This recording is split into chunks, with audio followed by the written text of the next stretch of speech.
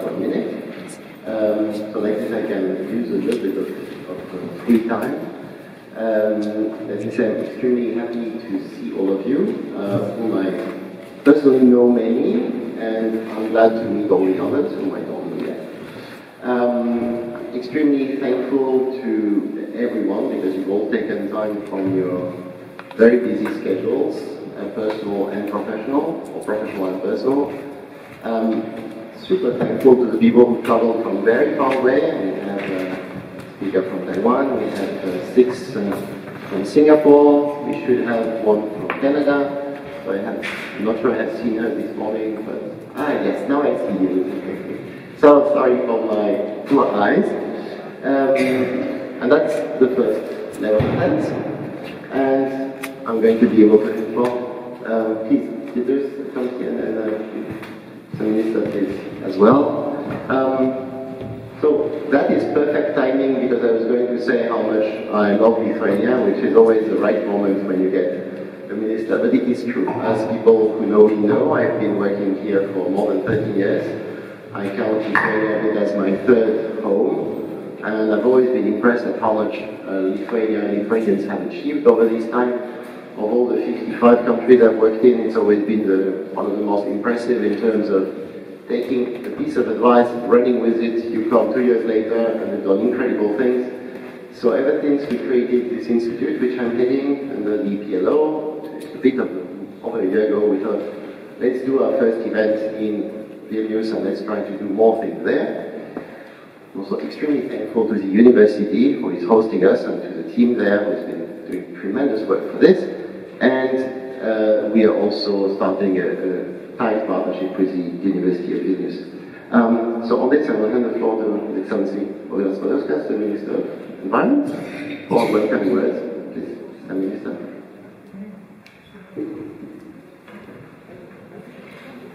And apologies for mispronouncing your family name. I'm still. Hello, everyone, ladies and gentlemen, guests. It is my honor to welcome you to this great role. And you know, when it comes to regulation and measuring and addressing risks, so we are usually in a very peculiar place. For example, just yesterday, we discussed one measure that is in the environmental sector, and the idea is that we issue a permit and we regulate some environmental factors in that permit, and after the factory or the object is built, we just get our inspectors to check if everything is built in order to that permit. Now, businesses are complaining because usually it takes 2 months for us to get there, and factories, the objects, the businesses are in standstill till we get there, and that's a problem. We in the ministry not necessarily understand what the problem is for someone to be standing still for 2 months. But this modern day world and this environment is not about standing still, it's about going as fast as possible. And when businesses are standing still for 2 months, it's money lost, time lost, investment lost, and many other things lost, so public good lost, and that's something we need to address. But the idea of this regulation, it's very, you know, in the sense and in the benefit for us to create something to regulate, for the environment to be safe, for it to be safe to people, for businesses to be operating in a way that's beneficial to both the environment, the economy, and the people that are surrounding it and working in it. So it troubles me of how should we regulate in many of these areas, because this is merely one example where we, have good ideas, good targets, good reasons to do so, but it does not. It lacks one very, I think, important and critical factor, which is trust. And when there is no trust that the other party would do what it tells you that it will do, then we are not managing risks. We are getting into policing, we are getting into fighting, we are getting into controlling in the ways that we do not want to see happen. And that creates bureaucracies that we do not want to have, and processes that we support, but not necessarily want to be running. And my wish for you all and for this conference is to somehow see where and how we can incorporate trust into these facilities and into these processes, so we can address risks in a manner that is in accordance with nature and in accordance with cooperation between human beings, and in accordance to our common goals of prosperity and abundance. So, thank you.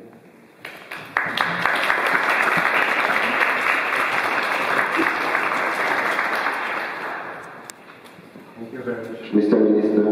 And it's my pleasure to invite Ms. Eglira Liszowskiene from the Ministry of Economy, the Chancellor of the Ministry of Economy. Please, the floor is yours.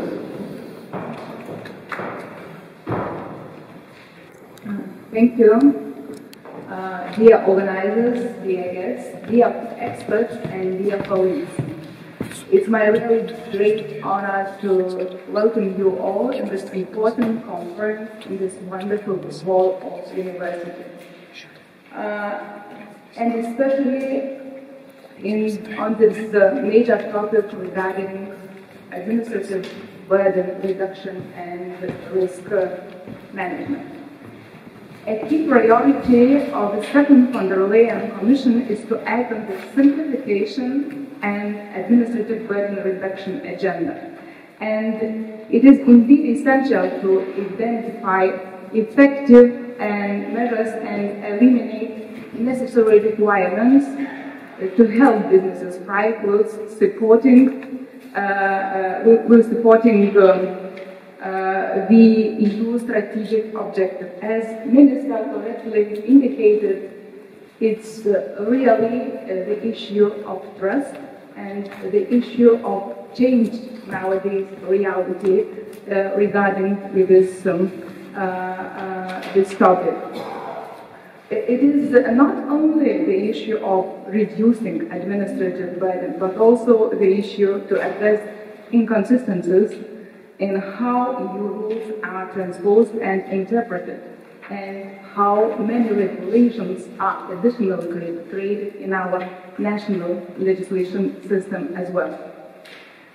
Clear and simple legislation should be predictable and consistent, and this is the goal of the 19th government of Lithuania as well. This is core point of trust in government and in legislation.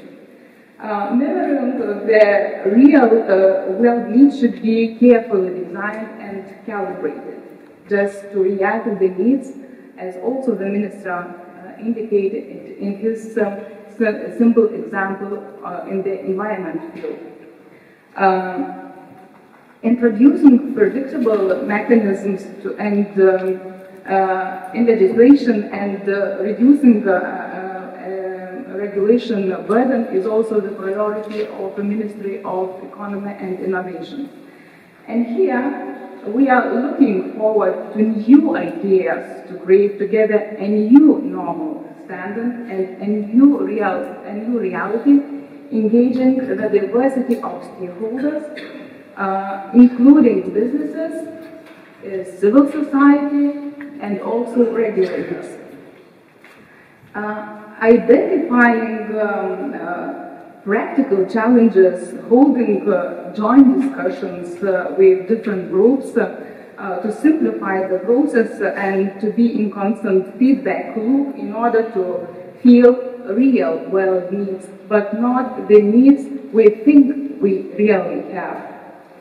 I think that this conference provides a unique opportunity to exchange knowledge, share best practices, and explore innovative approaches to regulatory supervision.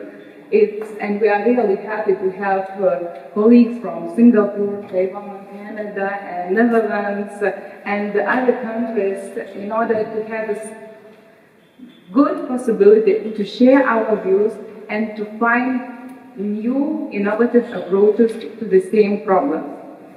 And to enhance the growth of our economy, because that adds a lot of value in additional value. I think that effective regulatory delivery helps to promote innovation and fair competition by ensuring that all businesses, regardless of the size and of resources, must comply the same standard, the same unique standard to all. This helps to stimulate technological advancement and encourage the development of new ideas. The certainty in regulation predictability gives freedom to innovations, high quality products and services, which then lead to better satisfaction of consumers. This creates a cycle of continuous improvement, helping businesses to grow and contributing to the broader economy, which is really a key issue of our ministry.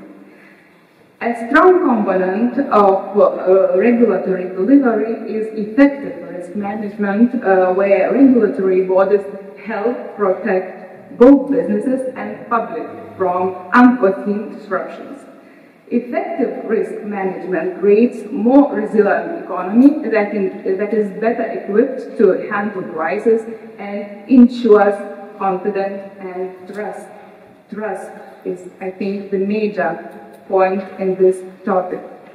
Our goal is clear. We must create a regulatory environment that nurtures innovation, creativity, and entrepreneurship, while simultaneously ensuring the welfare of our citizens, on the sustainability, and of the whole our planet.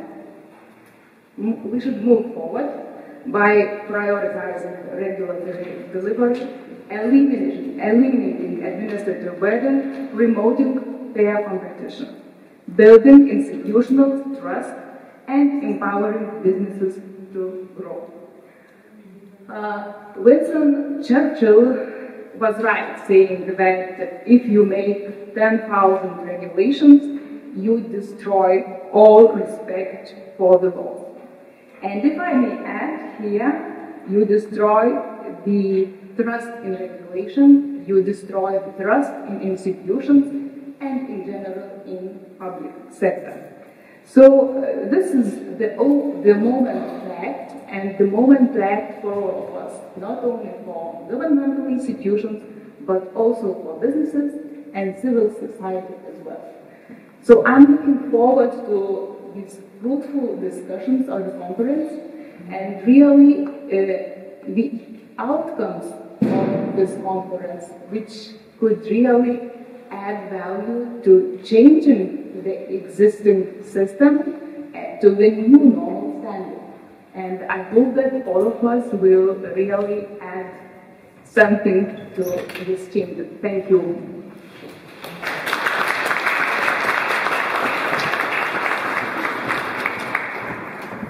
Thank you very much. And it is my pleasure to invite to the podium Mr. Vilnius, the representative office of the European Commission in Lithuania.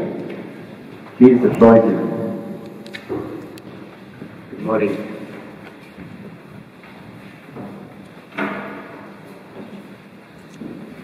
Good morning, dear Minister, distinguished guests.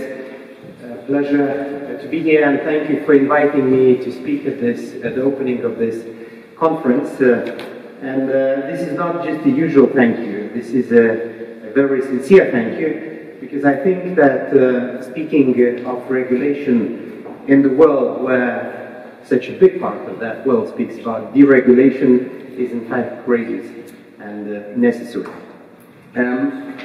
I'm from the EU, I work for the EU, and we are known globally as regulators. And we are known as regulators who have many followers. In fact, Anna Bradford, a law professor at Columbia University, wrote a book in 2020, back in 2020, which is called Brussels Effect, How the EU Rules the World. In that book, she speaks about how EU's rules have become dominant in the world. She mentions the areas of data privacy, consumer health, safety, environmental protection, antitrust, online hate speech, many others. She says that is because of the size of the EU, but also because it's a good regulation. Regulation which elevates world standards, saves time for many countries, regulators who want just to copy me, generally promotes rules-based worldview and behavior. And that was 5 years ago. Now, fast forward 5 years, and we are in the world where global competition for technological advancement is cutthroat, in the world which listens less to analysis provided by scientists and think tanks, in the world which thinks again that simplistic proposals can solve complex problems, and in the world where rules are abided only when they are beneficial to somebody else's own interests. I don't think we have to be going that route. The EU stands for the rules-based world order and for evidence-based rulemaking. But we also have to balance the need to regulate with the need to boost our competitiveness in the world. Less bureaucracy always means more investments, and more investments allows for a dynamic economy. And a dynamic economy, in turn, generates higher budget revenues, and a larger budget allows for better opportunities for defense development, any other public services provision. So the European Commission is talking and listening to all the stakeholders, including regulators, and that is well reflected in the political guidelines. And among those political guidelines for the next 5 years, the top priority is business environment and regulatory simplification. Reduction of various requirements, bureaucratic obstacles, speeding up of issuance of permits too. We are not starting with a blank page. We already did quite a number of things in the last 5 years. First, already in 2024, the Commission presented 41 initiatives to reduce various unnecessary burdens from reporting requirements. This, we have calculated, will be saving 4 billion euros without undermining our policy objectives. We also established standardized means of reporting requirements, which helps businesses to report. We have been implementing a one-in, one-out approach where one new obligation on businesses requires that one is being scrapped. We have introduced the competitiveness checks that ensure better consideration of the impact of our proposals on the competitiveness of businesses. Since March 2023, all impact assessments submitted to the Regulatory Scrutiny Board of the Commission, which is, by the way, led by a fellow Lithuanian, Mr. Rytis Martikonis, now include such a mandatory annex that presents an integrated competitiveness analysis. But that was previous term, and in this term we, of course, have to go further. The European Commission just unveiled last week the Competitiveness Compass, an ambitious roadmap to work on Europe's dynamism and accelerate economic growth. And this initiative builds upon the insights of Mario Draghi's report on the future of European competitiveness. It provides concrete steps to boost innovation, strengthen global standing, facilitate access to affordable energy, all critical elements for Europe's long-term prosperity. And at the same time, this Commission is determined to tackle one of the biggest hurdles of competitiveness: regulatory complexity. The Commission is committed to simplifying the EU's regulatory environment, and we calculate that the potential is to save almost 40 billion euros annually if our simplification targets are met. So as nearly as in the first quarter, so in fact in the next couple of months, we plan to introduce the so-called Omnibus Simplification Initiative, which will be going through all the policy areas to simplify, so that no time is wasted. Of course, not everything can be about simplification. In the new world, our regulatory environment also needs to be better prepared. So the members of the new European Commission have a clear task to perform a stress test of the EU legislation, and this is going to be part of the so-called Preparedness Union. Our regulation helping us to be better prepared for various contingencies that we have been facing and will still be facing in the world. To finish, let me go back to a certain instrument which we have been preparing every year since 2020, and that's the Strategic Foresight Report. These reports look at global megatrends and how to strengthen resilience, reduce dependencies, strengthen Europe's open strategic autonomy in the race towards a net zero economy. Back in 2001, Nassim Taleb reinterpreted the theory of black swans to explain the disproportionate role of high-profile, hard-to-predict, and rare events. I believe that today we are practically surrounded by black swans, and the world is no longer as shocked when another one lands. But this, in fact, only underlines the fact that we still need evidence-based, anticipatory policymaking. It is not deregulation, but rather a simpler and smarter regulation that we need. That's our brighter future. That is why I wish you all, and all of us, with the discussions and work, to produce more white swans for the world to see. Thank you, and I wish you excellent discussion.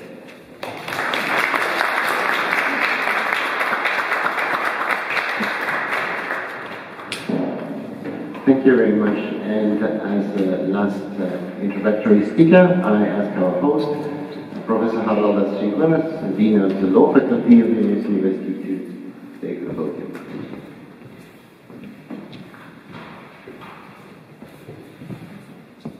Dear Minister, distinguished guests, dear colleagues, ladies and gentlemen. As we know, Brussels' most popular EU-related attraction is the Mini Euro Park, where you can see miniatures of around 350 famous buildings from 80 cities across the European Union. For example, our Baltic sister Latvia is represented by the Freedom Monument in Riga, while our other Baltic sister, Estonia, is represented by a fragment of Tallinn's city wall.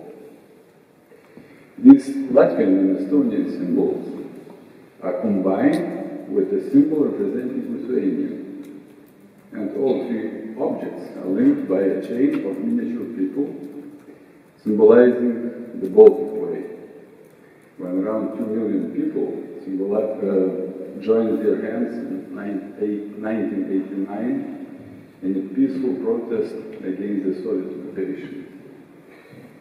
Do you want to know what represents Lithuania in this mini Euro Park? You are awakened your curiosity. Exactly, it is the Renaissance palace of Vilnius University, the palace where we are gathered today. We're in a special place. On the wall of one of Vilnius University's old courtyards, exactly the observatory courtyard, the Latin phrase is inscribed, in Itur ad astra. This is where we start our journey to the stars. This is a place where our ancestors worked, researched, looked up to the sky, and dreamed, just as we do today. Today, we do so together with you.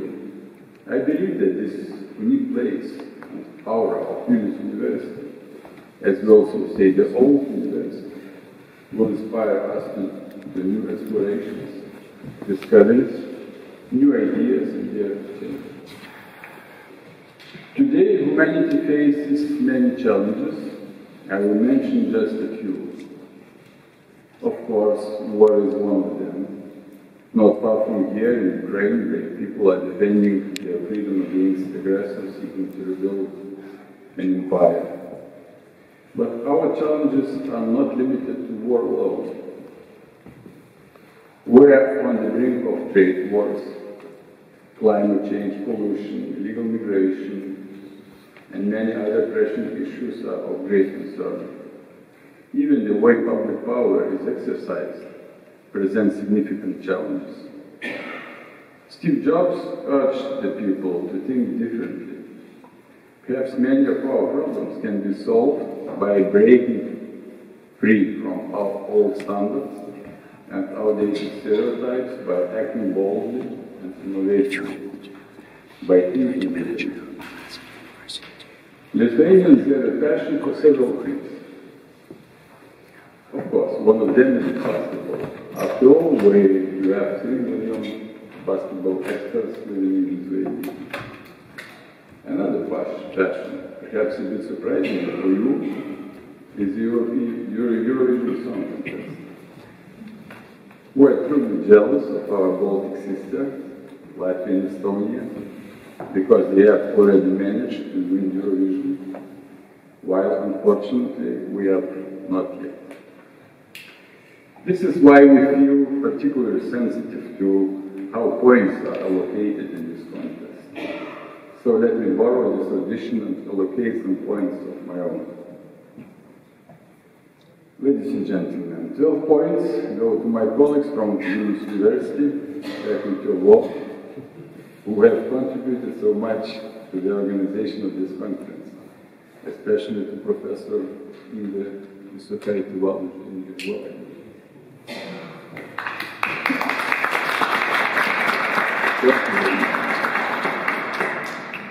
Another 12 points go to the European Public Law Association and IRIDE, along with its platform in Denmark. And finally, dear colleagues, 12 points go to all of you to think for thinking differently. Thank you very much.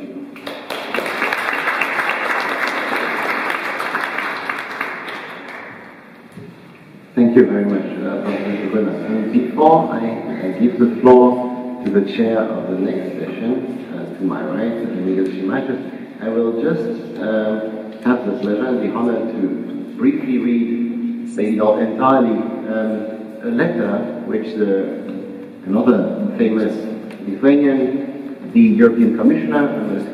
Vilnius,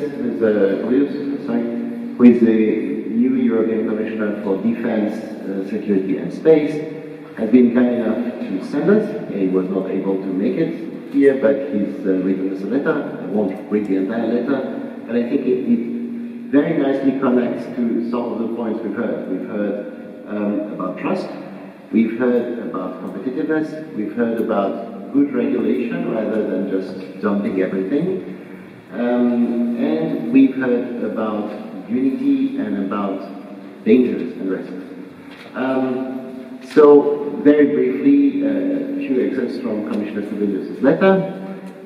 Distinguished participants, this is a very important conference, and in a time of great global instability, we all bear great responsibility to manage risk. The greatest risk we face today is the risk of war, and our greatest task is to prevent war. In 5 years' time, Russia may be ready to start a conflict with NATO, thanks to our wonderful keynote speakers who were absolutely on time themselves. My friend colleague Vilnius to my right, everybody from Lithuania certainly knows him. I'll introduce him for our guests. He was the Minister of Justice of Lithuania 19 years ago when I started working with him and his team on what we didn't call regulatory delivery yet, but we called reform of inspections, control, supervision. And I'm glad to say that every government since then, regardless of their political leanings in Lithuania, has continued the work, which shows important unity of purpose. He was there for 2 terms as mayor of Vilnius and has done transformations to the city, which I think all guests usually very much appreciate, and I certainly do. And he's been kind and enthusiastic enough to join the Vilnius team recently as a principal advisor, so we can also claim him as our own. So the floor is open to the first session, and let me just be another host. Thank you, Valentine, and good morning, everyone, again. These first introductory speeches and welcome words were inspiring and, of course, connecting to the topic.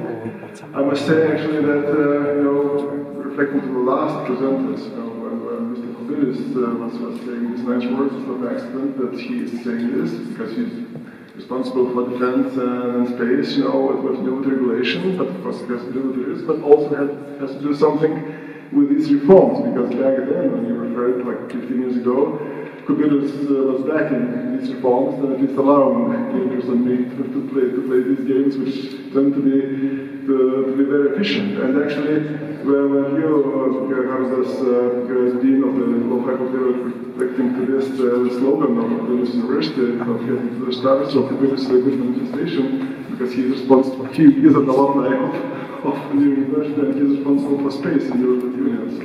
So that's like prophecy what you're telling, and I think that with prophecy that we'll have a good discussion. Of course, we have many things to cover, but the thing is that we also face some risks here now. Some risks are of not getting the most of these speakers, the risk of being not on time, the risk of you leaving with the burning questions not answered. So all these are very important risks, so bear this in mind. I'm here for you to try to handle the issues, but you're responsible as well, don't forget. We have to trust each other in dealing with it. So we have some rules of the game. Speakers, as is indicated in the program, have short presentations. Short means 10 minutes in this case. 10 minutes, if they will go over, like 12 minutes, so this organ will start to play. They will have to shut up, but okay, I'll try to show it a little bit more nicer than this. But in any case, we will have at least half of our, 1.5 hour time for discussion. So if you have some burning or not burning, that's a deep question, or some stupid questions, these are typically the best questions. Stupid questions are typically the best questions. Or remarks or challenges, so do not hesitate to step on. And of course, I'm going to present our first speaker first, who actually needs the least representation because he is the brain and soul of this event.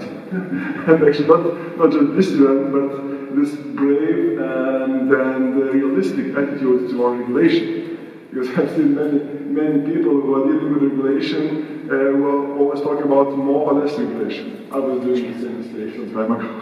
And then foreign time comes and say, okay, if you have an axe, it doesn't mean that you're cutting more trees or less trees. It's a question of how you deal with it. So this is a brave and realistic approach. Inspired so many people around the globe, not just Europe, and he was consulting I guess around 50 countries around the world, how to make regulation work better and better in whatever step. Less burdensome and then more efficient in achieving goals. And for that, of course, we have big expectations from your 10 minutes input, so the floor is yours. Please go on.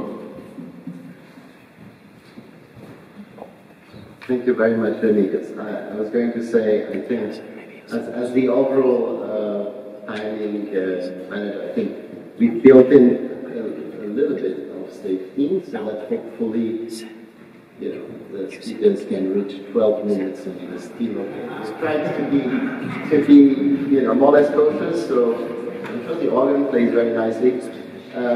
So I had the chance to say a few more introductory words, so I'll go straight into the topic and try to introduce a bit this conference proceedings. What risks, what regulation, and what effects? I always like to ask, you know, silly questions myself. And so, in the title of the conference, you have major public risk. What is it? Well, I've put a few here. We have, on the top right, war, which you don't always forecast. Even though the invasion of Ukraine was kind of expected, it sounded so stupid and crazy that a lot of people are saying, no, it's not going to happen. On the top left, you have the direct friend of warfare, which is sabotage. You know, when you start to actively sabotage communication lines, electricity lines, etc. And this is very much something we're going to talk about in the sessions on critical infrastructure.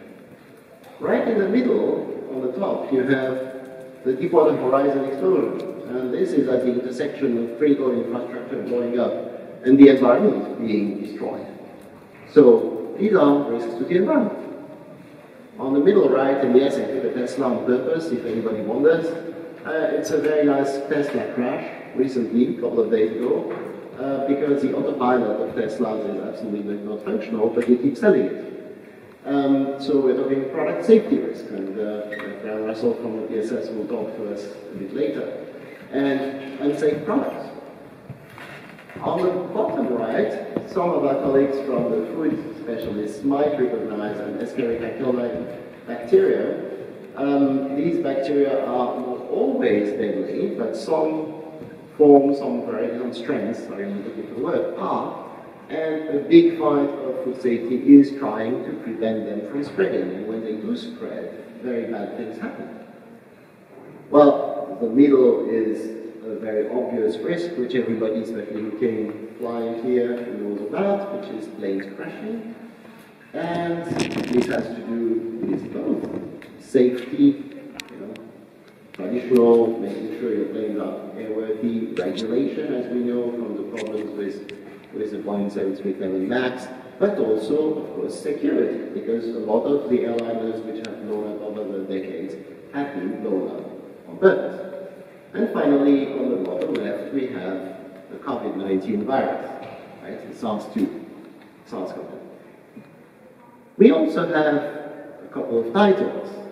Biggest breach of US government data is on the way. That's from 2 days ago in TechCrunch. Essentially, you have a rogue team running around in all the agencies of the US government and hacking everything under the cover of the president. It's pretty much internal sabotage, but it's also happens in less visible ways. And the center left, the Senate panel advanced RFK Jr.'s nomination to be health secretary, so we're probably going to be a health secretary who is a science nihilist. And in the meantime, the US CDC, Center for Disease Control, has stopped publishing any updates linked to avian influenza, even just at the moment when they have definitely recorded and reported on the first cases of human-to-human transmission. These are all the examples of risks. And pay attention to this one in the middle and to the avian influenza. We may not be very far from COVID number 2, given the number of people who cross the Atlantic daily. And I know that it's a big concern to my friends and colleagues in the Canadian Food Inspection Agency. So, risks, we have some different families. I tried to classify them in 4 groups, always arbitrary. We have some unintentional risks. I mean, risks that come from incompetence, broadly speaking. You know, people are just not very good at their job, being true. You know, there's always things that forgets things related to this event all the time. Some of them are predictable, like we can analyze risk, we spend time working on that, and we know, well, you know, this is how we classify risks when we work, for instance, with food or environment, and doing risk-based classification. Okay, in this type of business, this is a problem that can happen. This is what quality management in large companies and small companies has to do with.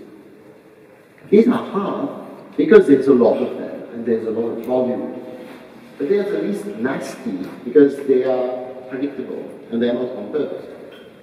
You also have unintentional and unpredictable. New things happen. New problems we had not seen. New materials which looked safe independently of each other suddenly interact with each other in a way we didn't forecast. New viruses or bacteria happen. New climate phenomena happen. New environmental problems. Sometimes we don't know, so we have to be prepared for them. Then we also have intentional risks. Now, regulators, for most of these audiences, I'm putting myself among yourselves, I mean, we were used to solve intentional, but like usually we said, the intentional criminals, the people who are really doing bad things on purpose in the business world, they exist, of course, but they're not the majority. They are a small minority, so we need to be good at finding them, identifying them, taking them out, but they are not the majority.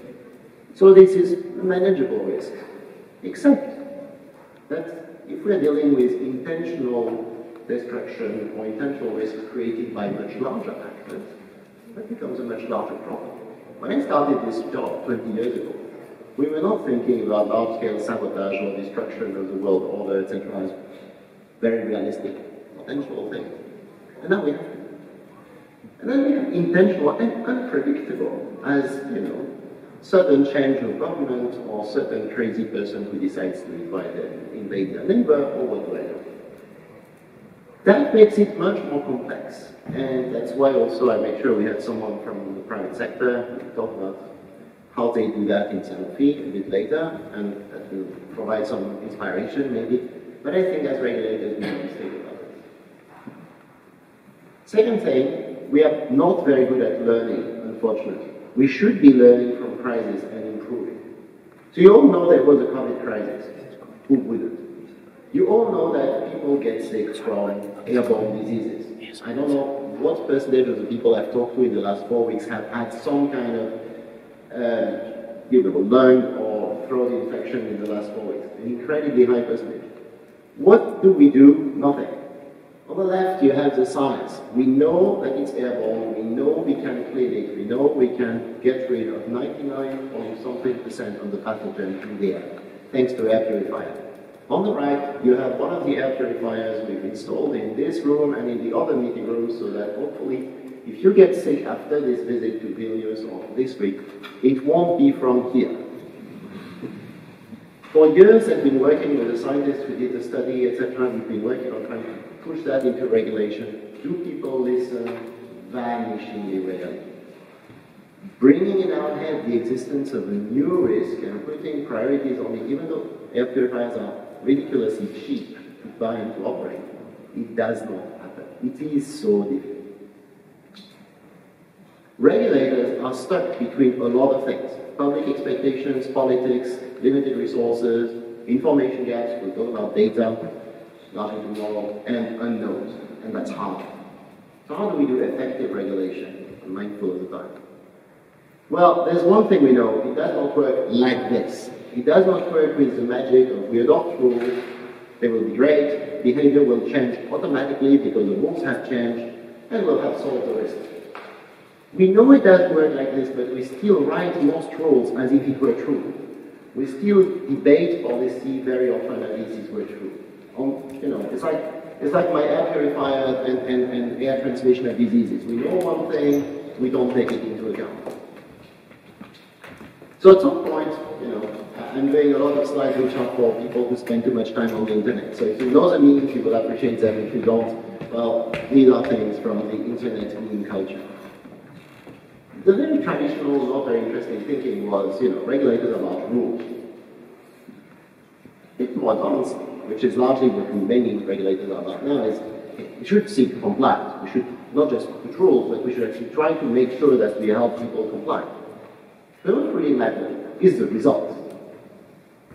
We should not maybe start by the rules. We should start with what do we want to be the result in that place, in that business, in that government institution, whatever. Now the problem, it's another internet meme extremely famous. You have the distracted boyfriend, right?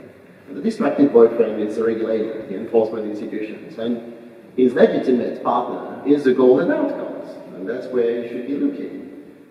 But instead, because the regulator is also governed by laws, it's not people are bad, it's like they have different, things binding them. So he has to abide by all these rules, by the pressure from politicians, the pressure from critics, the pressure from this, pressure from that. And it becomes so much simpler to just have rules and processes. And you just do rules and processes, and that's what you become about. You forget that they have a goal. You just, that's why I call them self-referential. You're like, why do you do that? Because it's a rule. Wait. Why do you have this rule? Oh, well, because it's a rule. And that's what we're trying to change. This one's too small and we have too little time, but it's just to say, bad things go together. What we find is it's crucial to this global topic of effective regulation is it's not that less burden creates less risk, or that more burden is more effective. We find that good systems can be less burdensome and more focused on risk. It actually can go very well together. And my colleague from the OECD, will talk about this. I have a last meme for internet people here. Targeted, responsive, and smart regulation achieves results. That's a mega dog. And the all-star, rules-focused, trying to control everything everywhere, and it fails at everything. Because if you try to control everything everywhere, you will not manage. You will just be running after everything, and you will not catch any of these rabbits. So, I'll conclude on this part, I'm nearly done, missing the forest of risk for a couple of trees. Right? This metaphor in many languages, like you're missing the main thing by looking very narrowly at one small one. Right? Regulatory logic, traditionally, is largely about looking at one risk. And one illustration from environment. Traditionally, you do environmental permitting and construction and development permitting. You look at the risks on birds, and flora, and fauna, etc. Immediate risk. But then maybe the facility that we are trying to build, for instance, low carbon energy related, is decreasing tons of other risks around it. And actually, even for flora and fauna, etc., it has less risk than what it's going to replace. Because what it's going to replace is carbon trading. But we don't count this net risk. We just look at what is this micro little risk you're creating with that part of your thing. That's my job. I'm looking at this. We're not looking at the broader picture. And to the credit of the European Union and Commission, the regulatory Renewable Energy Directive number 3 tries to do that. To say, no, you should look at the broader picture, and if you're improving the carbon situation, we should make your life easier. I have a nice slide here, it's too long, but it's just to tell you, right now in most countries, it's much easier to open a petrol station, even though we have too many of them and it's really bad for absolutely everything, than to open a hydrogen refueling station. Just because the rules were done a long time ago, hydrogen was not planned, didn't exist in the planning, so there are no rules for it. So if you have no rules, you have to go through exceptional processes and welcome, see you in a few years. We have not evolved sufficiently fast to adapt to the new reality.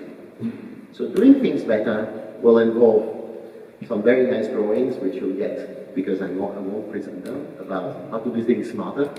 You will get them, and you will see that what you will hear in the next couple of days will be illustrating this. So I look forward to the proceedings.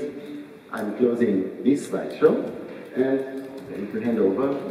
I'm already opening the slides for my next colleague. Thank you very much.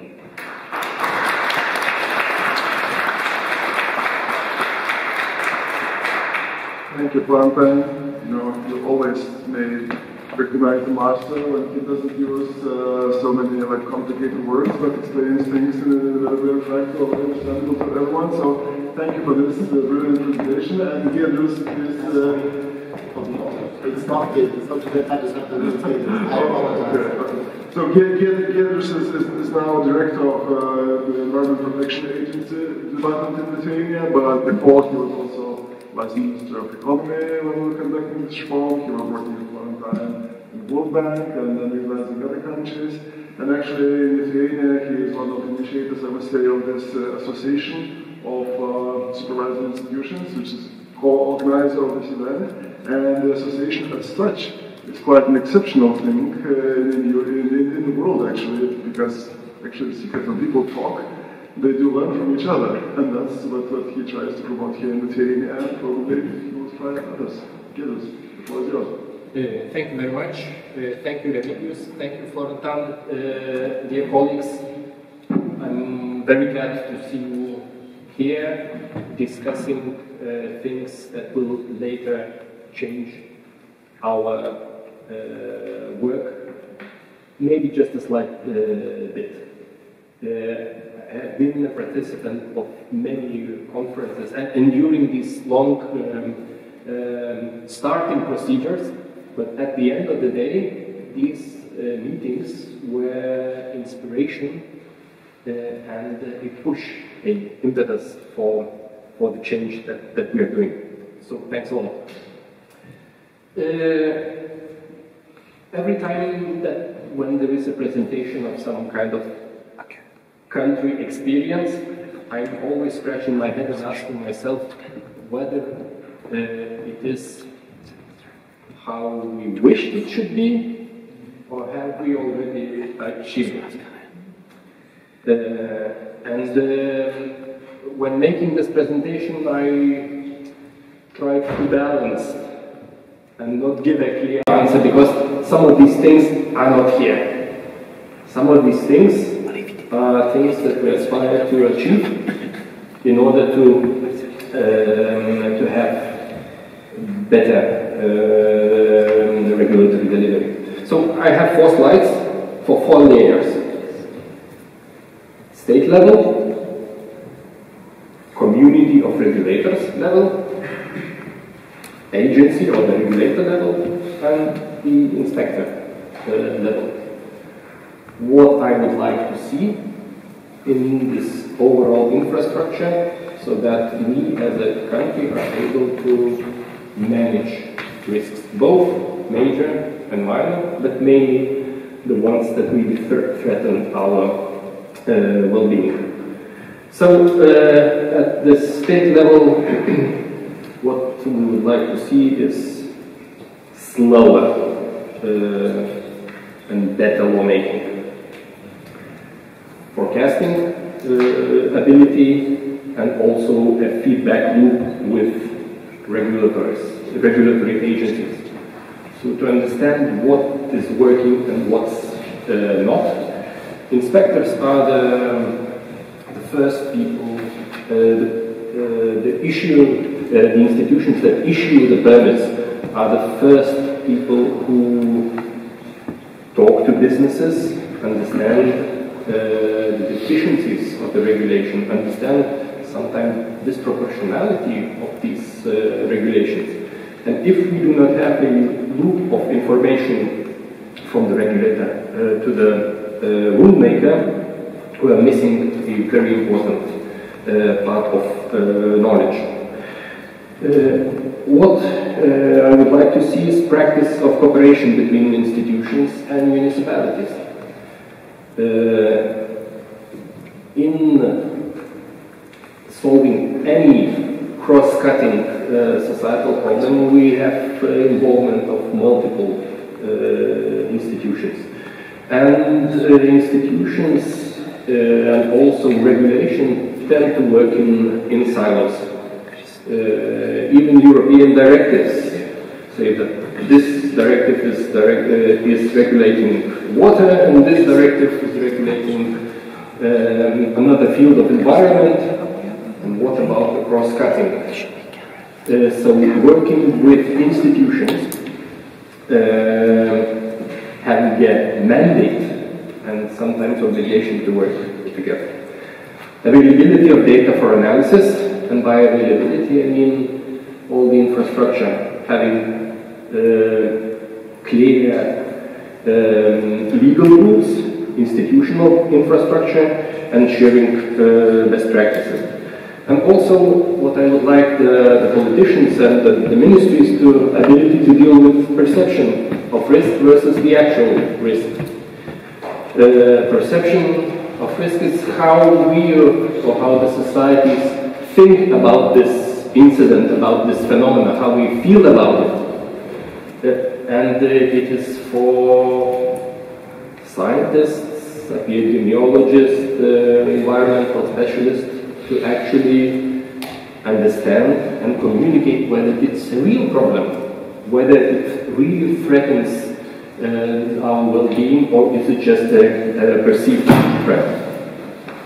On the community of regulators level, so whether the country, the state gives instruments to the regulators to tackle major risks.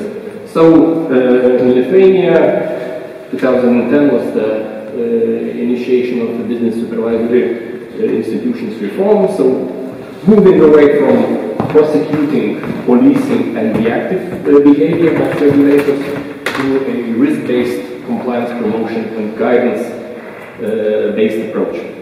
We believe that this allows to tackle major risks, understand the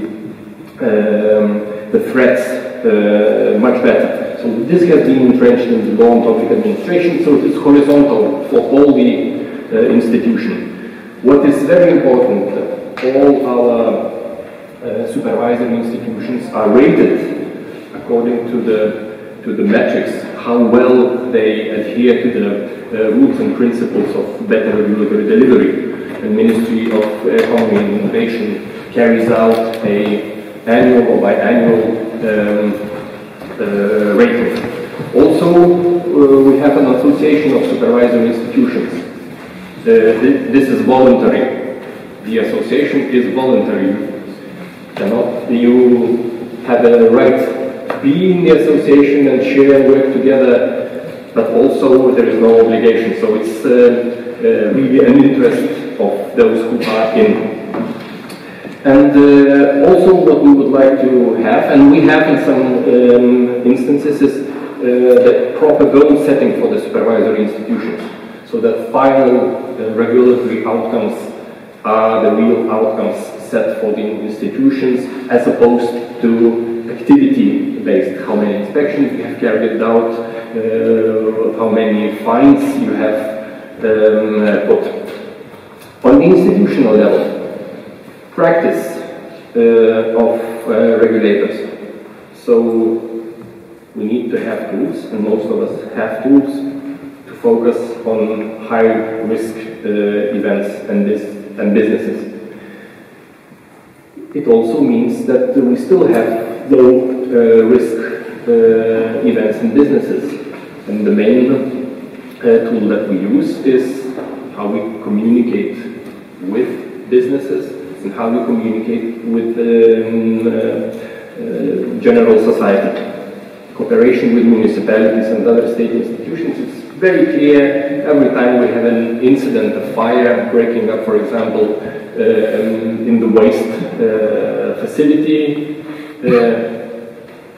we do not talk about cooperation there. We just go and do things with fire safety, with municipality utility companies, with public health institutions. And in order to do that, we need to have clear protocols, we have to be prepared, etc.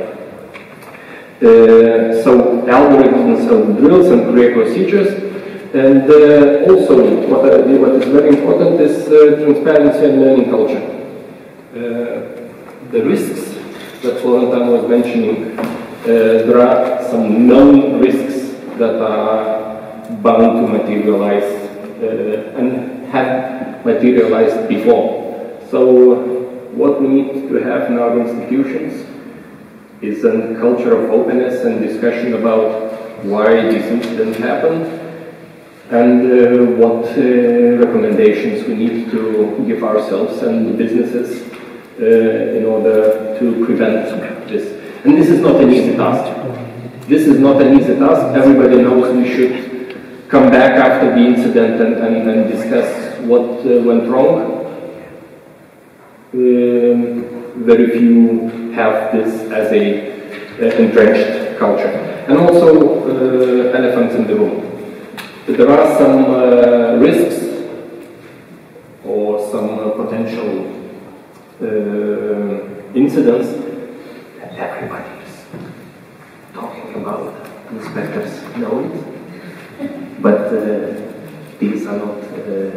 This information is not always provided to the management and to the ministers. So creating a culture of how to get this information. To the European Commission, and they focus so much on data-driven decisions, on analyzing things, and then on ensuring that the regulations are good. Actually, I have this always feeling that the European Commission is brilliant about the assessment of regulations as such, but is it so brilliant about like supervision activities as such? That's a very interesting topic, but in any case, looking forward to your insights. Christina, please go on. Okay, thank you for this introduction. So I will indeed try to do two things. First, I will try to bring you from member state level to European level, so that is a bit going forward. But I will also try to bring you something more from all this abstract discussion we have heard so far to something more concrete. And what I will aim for to demonstrate the importance of evidence for good policy making. So let's start by a little bit explaining who. So I speak and I will tell you experience from the Joint Research Center, and the Joint Research Center, that's one of the departments or Directors General of the European Commission. So it's part of the European Commission, and what we do, we support our legislator by providing evidence, so research, results and insights. As such, we are also set up to be independent from any private or commercial or national interests, and that's very important when we talk about legislation at European level. So we are supporting really very wide range of different policy areas. But I will give you a little bit example, more specific one. And I jump a little bit ahead because the next slide a little bit showed how big our service is. And we are not all based in Brussels. Actually, we are a department that has seat and laboratories, scientific infrastructure in 5 sites outside Brussels. So in Veterinary, Gale, Karlsruhe, Istra, and Seville. And maybe for those who are in nuclear business, it's already saying something about our past, which very much comes from need to know more about nuclear energy and safety. From nuclear, I will zoom into a specific area, as I promised, on energy, and more specifically on energy security. So this unit I'm representing was established as an answer to a very specific event, which was the first Russia-Ukraine gas crisis in 2009. So we had something real happening in the world, and there was very clear focus on what needs to be achieved. And what was our task was to find ways to ensure that European member states have sufficient energy, gas and electricity supply. So with this mandate, we were organizing our scientific work on both supply protection and resilience of the infrastructure, as well as understanding how to build models to really analyze all the possible scenarios and risks related to achieving this goal of energy security. So our policy partner, so if most of you are lawyers by profession, so our lawyers are colleagues in DGN. So they are the ones who are actually drafting legislation. But what we do, we interact with our colleagues in ENER, and we help them to focus on what's really important in achieving the goal. So these regulations are supposed to really bring something. You know, something has to change, something has to happen or not happen. This is our task. So we have worked also, just for a little insight, also on Baltics. And one specific piece of work I'm very proud is relevant in recent electricity network synchronization with Poland. And that was work done by my team 10 years ago. And it helped with the successful synchronization on electricity grid. So this is basically how science can help and how long it takes to prepare it.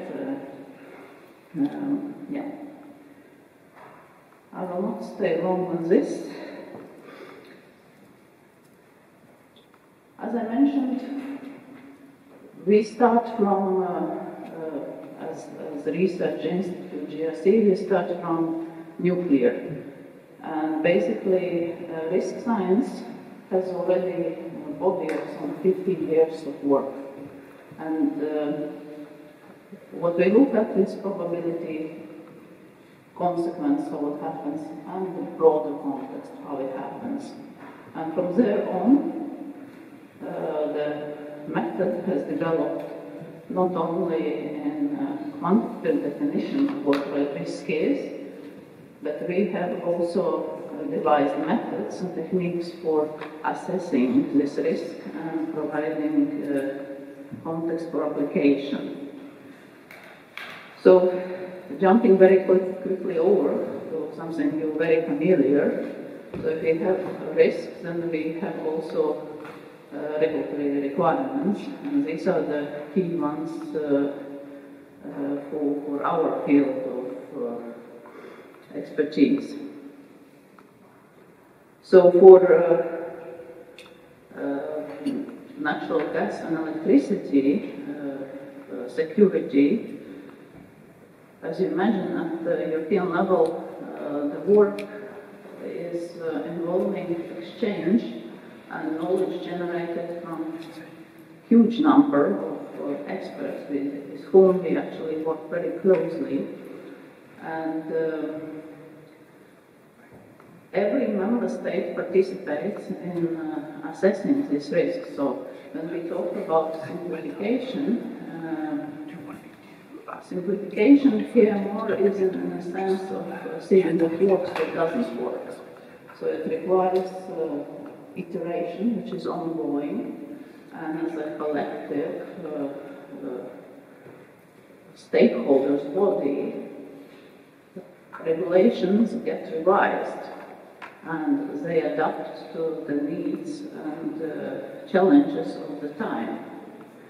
So right now, our GRC team is working on the two regulations, one in electricity sector and one in gas sector, and we are really looking together at effectiveness or evaluation of these legislative proposals, so that we can come up with new, adapted, and hopefully effective proposals. And why it is necessary? Because it's also, you heard, the challenges and hazards they evolve. So we have to do with climate change, which has an impact also on what risks can affect our critical infrastructure and supply of energy. And there are new risks like linked to intentional attacks of agents of much bigger powers than it was commonly used in our scenarios. And also because of digitalization of energy systems, we are much more vulnerable to cyber threats. So these regulations therefore need to be adapted to these big ongoing changes. And what we also look is opportunities, because it's not that indeed you start just trying to prevent, exclude every single risk. You perhaps are better placed by being able to take correct action or adapt your systems to resilience, because that allows you to achieve your ultimate goal of providing secure energy for your clients. So here, I would like just to highlight the wealth of information if you're interested in. And if you reach out to my colleague Vitis Stinkas to ask for reports, there is lots what you can draw on. And I also would like to especially highlight the work done together with our partner here in Vilnius, and NATO Energy Security Center of Excellence, with whom we have long collaboration in conducting tabletop exercises. This is a very specific way of looking at scenario and risk and learning from that experience. And we will be very happy to help you, to provide you with these reports. So, basically, just coming back quickly running through, good regulation requires continuous development of methodology. For managing risk, we have to continuously learn and assess scenarios, because that's the context in which these risks materialize and impact takes place. So, not to keep you longer from the overall discussion of the panel, the main thing that I want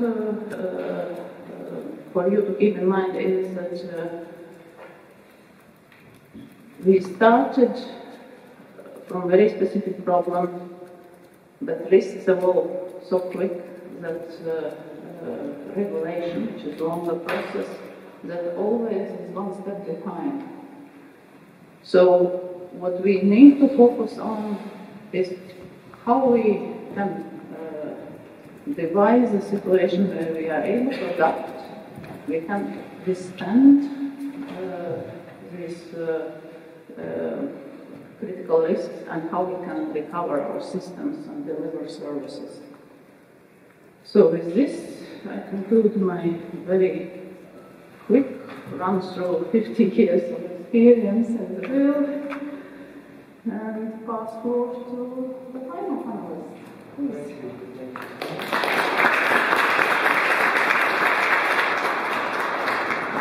Yes, now it's time for final speaker, Dr. Giuseppe Fiore from OECD, who is actually leading all the programs related to better delivery.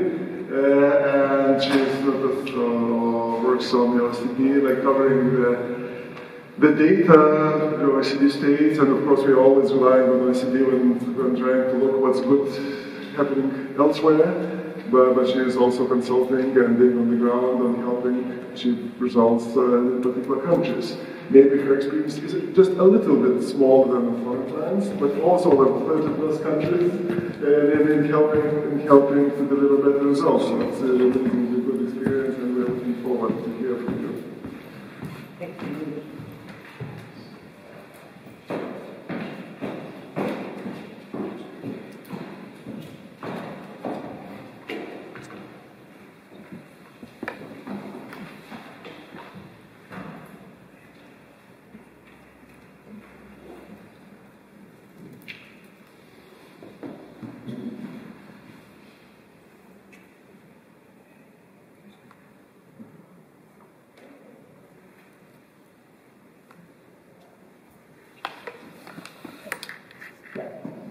Good morning. I managed to say this, which is already an achievement for me. So thanks a lot. So it's a bit difficult to talk about our topic after the presenters that we had, or to say something new, right? And we heard, I think it's very interesting that we heard, of course we talked about risks, but also we heard repeatedly words like trust, like innovation, like competitiveness, like resilience, right? So at the OECD,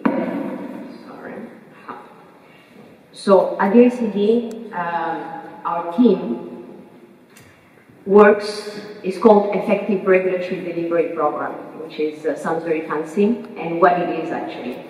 So basically, we research, but we also do a lot of implementation work, so, which means that we work with authorities in thinking how the rules that are there to normally to achieve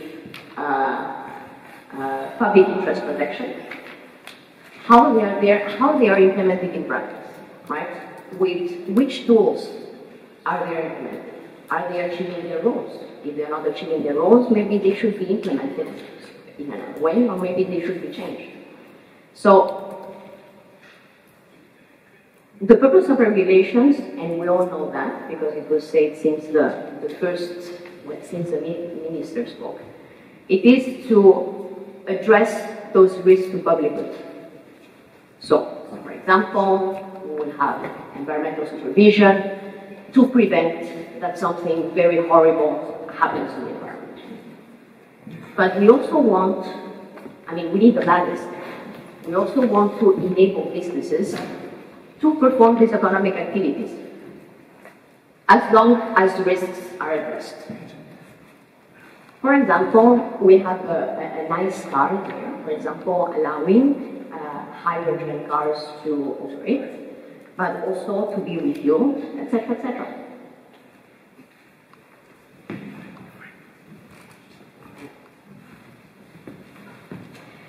So what regulatory delivery means, or what does it entail, right? Because we have there different tools, right? So there is one that was especially highlighted by the ambassador, which is simplification, right? And this is a big topic. Basically, it is reducing burdens that are not required to protect risks. Basically, that's it. It means, are these regulatory requirements really useful to protect people from risks?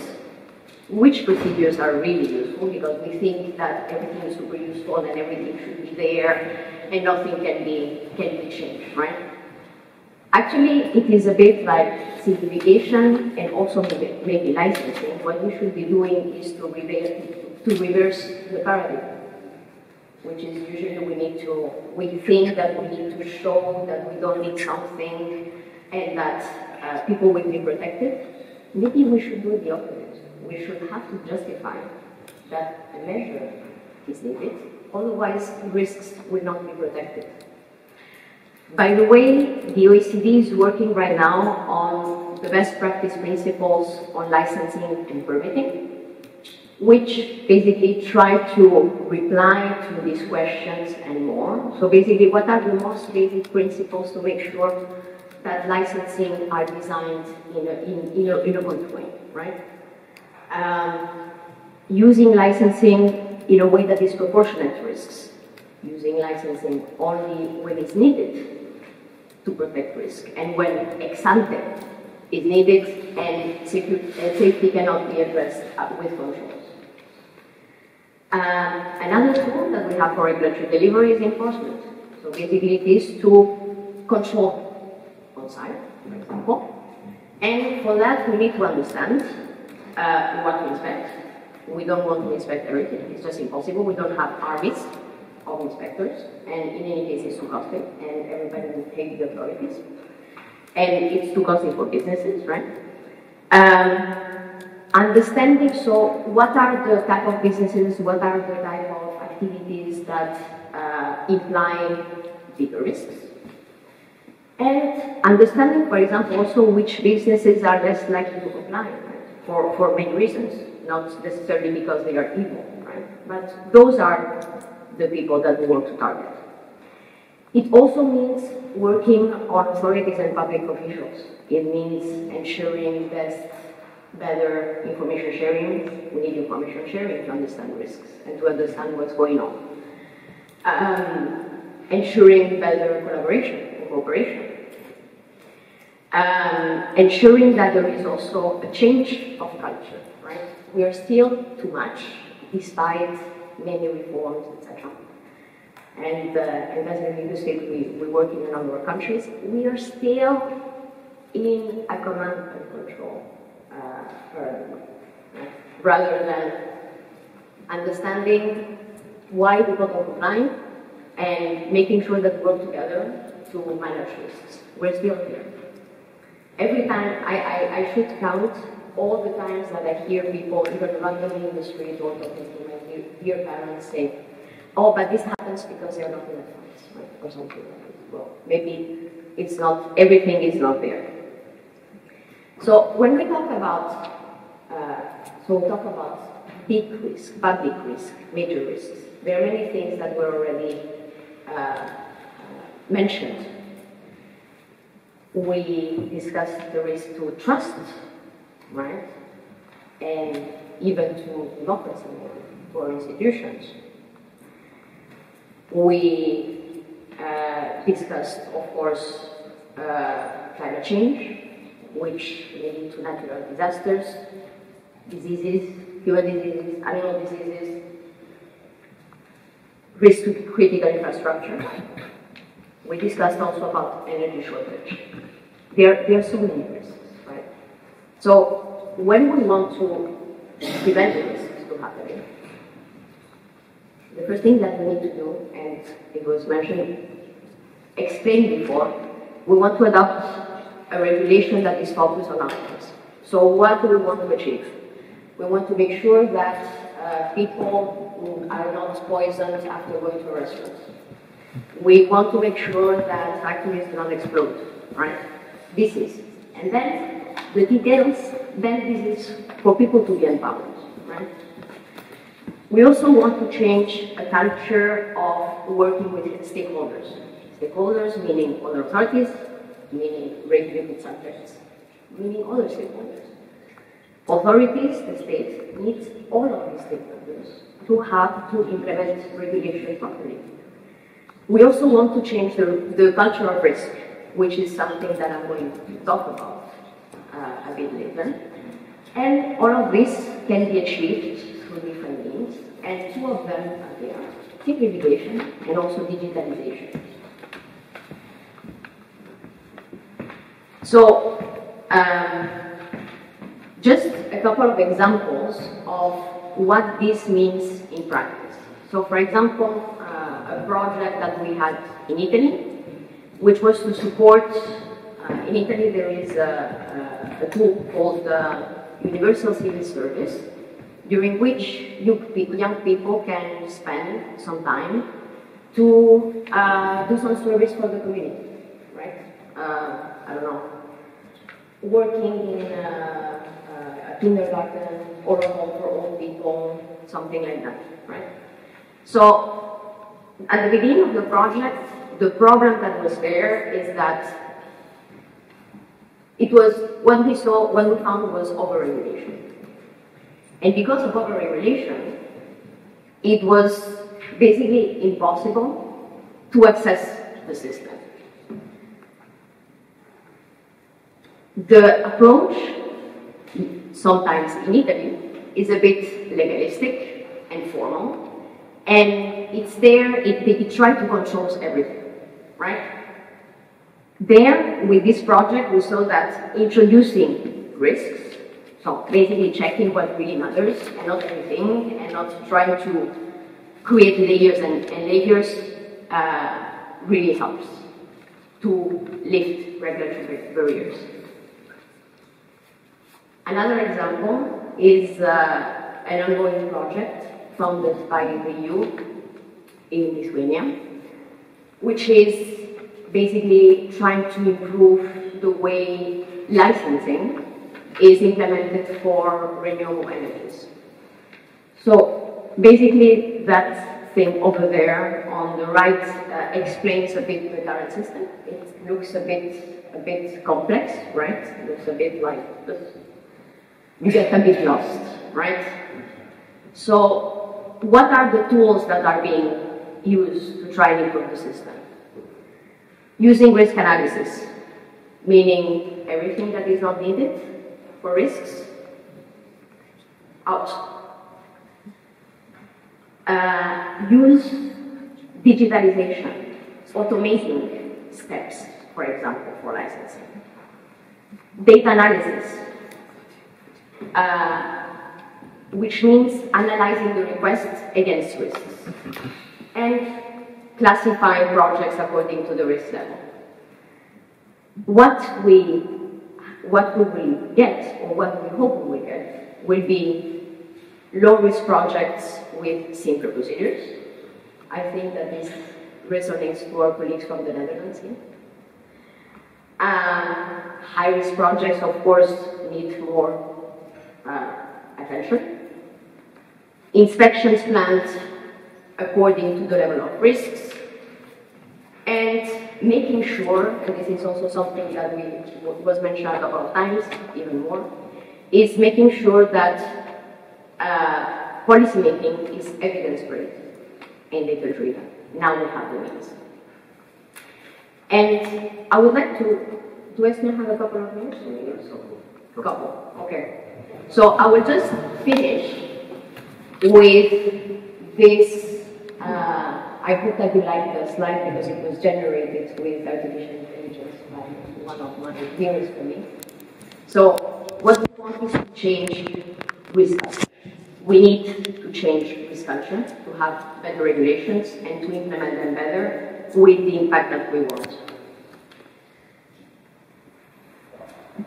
So adopting a different and a new risk culture means that public officials, inspectors or public officials working on licensing, etc., will be thinking in terms of risks. So instead of thinking in terms of, oh my God, people should comply with everything, otherwise I'm not doing my job, and no, thinking in terms of risk.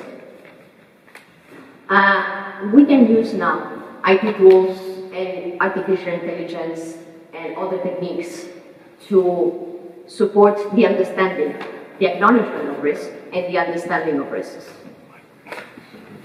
This, when we develop a risk culture, also regulated subjects and other stakeholders understand better what authorities are doing, right? And they will be more likely to follow instructions because they understand that, well, what I'm doing may kill a lot of people. If something goes wrong, so maybe I should be sharing information. Risk culture transformation also means from the public authorities to understand that risks are there. They're part of being here. So what we can do is to manage risks, is to mitigate risks. So basically what regulators should be doing, instead of trying to forbid everything, etc., is rather to understand, identify the risk, assess them, and then take measures on how to best manage them. Another thing, risk culture also means for regulators, for authorities, to understand, we say that the states manage risk, etc., but actually those who bring risks are the businesses, right? Are the citizens. Those are the risk creators. So basically what the authorities cannot be everywhere all the time. So what authorities can do best to prevent something wrong to happen is to focus on educating businesses and regulated subjects on understanding risks and manage them. And also risk culture, and this is my final slide, is avoiding always a one-size-fits-all regulatory approach, right? Regulation should be agile, risk should be seen balanced with others, and so basically if we want to allow innovation to happen, a collaborative approach with businesses, etc., we need to be proportionate. Regulators need to be agile in the way they implement rules.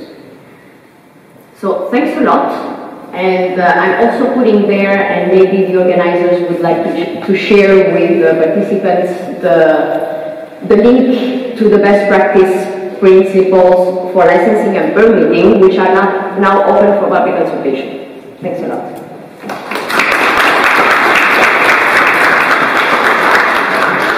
Thank you, Giuseppe.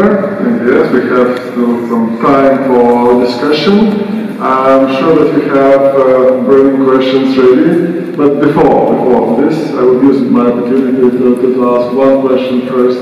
And actually, it elaborates a little bit on what Giuseppe was telling during the last slides, is about risk in general.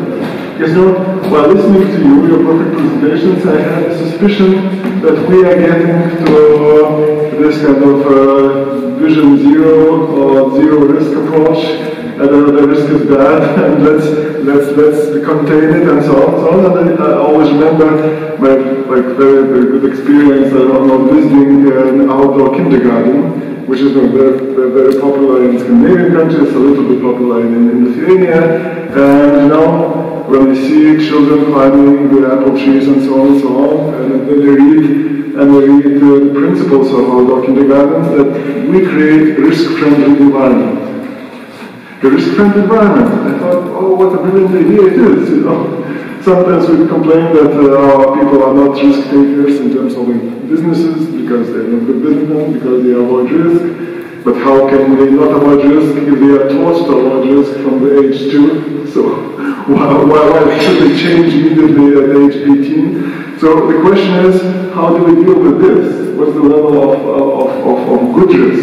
It's not just unavoidable, but sometimes it's like desirable because you have to get it into some risk environment to get some gain. So maybe you have some ideas about this topic, because I feel that it needs to be addressed. A little bit philosophical, but very practical as well. Yeah, please. There's opportunity to directly jump into others who come with better ideas. In our field, and I will focus on energy security, the first thing is to understand how it looks. So, blackout, cold house, this is definitely undesirable, right? Now, zero risk doesn't exist, but what exists is plan B, C, D, and how you get to delivering electricity and gas to your households. So when something happens, what is your response? And this is resilience. So this is what we, European Commission together with all the member states work towards. We know very well that we will never take risk out of life, but we have to be very well prepared to find a way out and forward. Yeah, thank you. Who else wants to speak?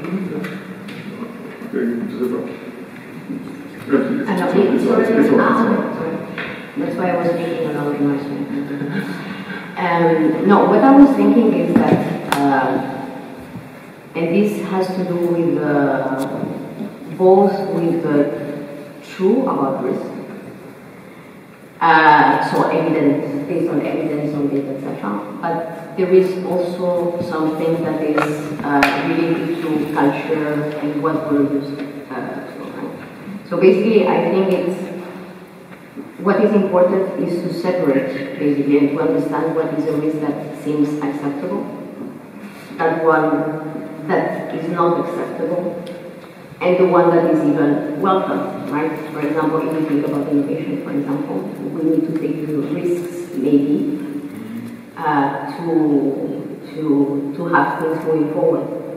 But this is something, maybe this, I mean, the perception of this is not only something quantifiable, right? It's something that also depends on, has a philosophical and a cultural aspect. Thank you very much for this answer. Even before you asked, I have already written down because I think this is key, and I think that we are trapped. There is no good perspective on that, and I think that we are, in a sense, victims of our success. People are less and less tolerant to everyday risks. From the environmental perspective, we see that the tolerance to noise, to smell, is decreasing. And it means that as the well-being increases, people are less likely to tolerate minor risks and minor hazards to their life. Therefore, we will always be in this tension of eliminating all deficiencies in our life, and the institutions and the regulators are going to be constantly pushed to make life even better. Oh, of course. Yeah, it's really